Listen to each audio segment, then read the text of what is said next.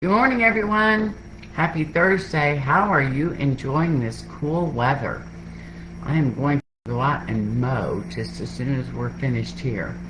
And tonight we're taking our youth roller skating, and I'm not skating, just so you know, but I'm going to watch them and encourage them. So, our devotional this morning starts with a scripture from the book of Luke, chapter 4, verse 18. The Spirit of the Lord is upon me, because he has anointed me to preach the gospel to the poor. He has sent me to heal the brokenhearted. The title of today's devotional is Do Something, and it reads, The day was special. Jesus was in town. The people asked him to read scripture, and he accepted. Shuffling the scroll toward the end, he read, The Spirit of the Lord is upon me, because he has anointed me to preach the gospel to the poor. He has sent me to heal the brokenhearted. Jesus had a target audience, the poor, the brokenhearted. This is my mission statement, he says. The Nazareth Manifesto. Shouldn't it be ours too? Shouldn't our manifest look something like this? Let the church act on behalf of the poor. The ultimate solution to poverty is found in the compassion of God's people. Let the brightest among us direct us. Poverty, as Rich Stearns, president of World Vision in the United States, told me, is rocket science. Simple solutions simply don't exist. We need our brightest and best to tackle it. Get ticked off, riled up enough to respond. Poverty is not the lack of charity, but the lack of justice. Righteous anger would do a world of good. No one can do everything, but everyone can do something. So get out of your comfort zone, for Christ's sake. Get ticked off. Do something.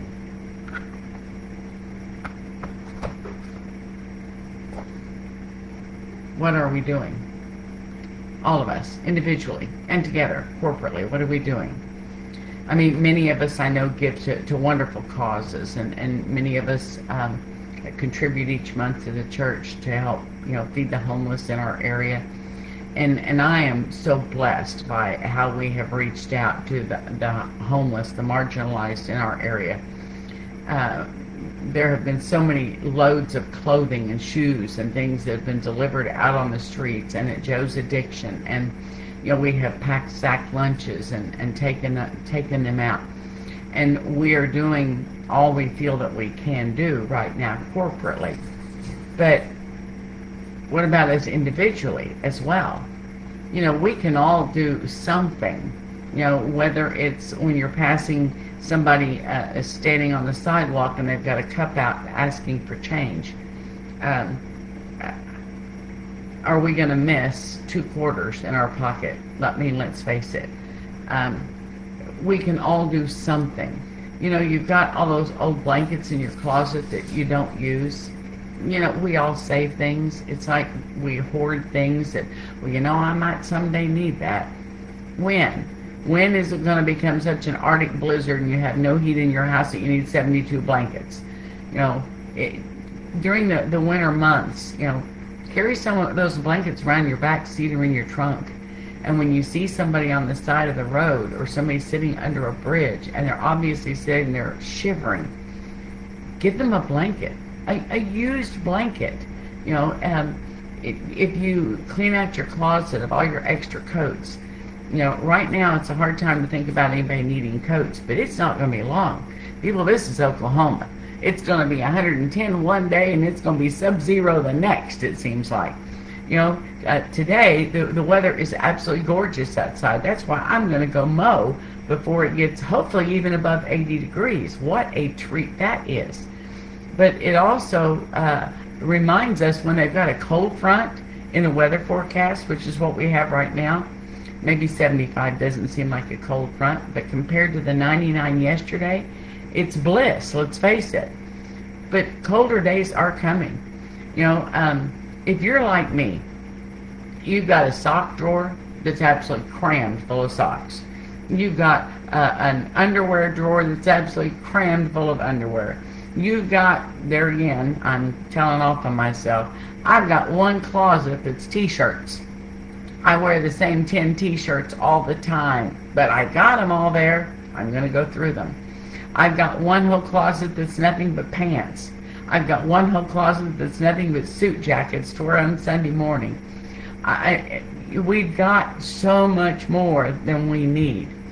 It's time to start cleaning out and purging some of that stuff, putting it in big trash bags. Make sure it's clean, please.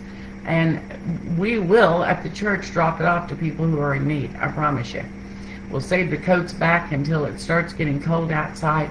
Oh, and socks. Socks are such an amazing blessing for people who are living outside in cold weather. It takes so little on our part to give out of our abundance to those that are in need, to those that have less than we do.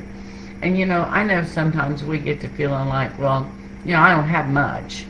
But in reality, when you look around you, what you have compared to what some other people have, man, we are so blessed. We have so much.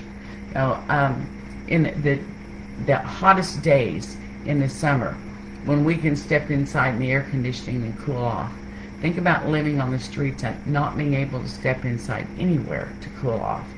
On the coldest days, when it's icy and gloomy and overcast and there's a drizzle in the air and everything is just wet and cold, think what a blessing it would be to have a coat or a blanket to wrap up in. Let's all start thinking now what we can do to help our homeless population to survive this coming winter. Let's start cleaning out now for the winter. Let's don't wait until it's freezing outside and then try to gather up something and deliver it. Let's help people be prepared now. It says, "The Spirit of the Lord is upon me because He has anointed me to preach the gospel to the poor." I want you to realize that preaching the gospel is not just standing on a street corner and talking. It's not just standing behind a pulpit and preaching. Preaching the gospel is delivering the good news. And you can deliver the good news in a multitude of ways. Use coats, use jackets, socks, t-shirts, thermal underwear. There are so many ways to preach the gospel to the poor and to show them that someone cares, that someone sees them, that they matter, and that they matter to us. It says, "Let the church act on behalf of the poor." Well, I like the way it ends down here, so that's the way I'm going to end. No one can do everything, but everyone can do something. I encourage you today, do something, because we all can. I pray you all have a wonderfully blessed day today. Good morning, Jeannie. I hope you're having a fantastic day also. If there's anything I can do for anyone, please reach out and let me know. Love you all dearly. I'll talk to you again tomorrow. Bye-bye.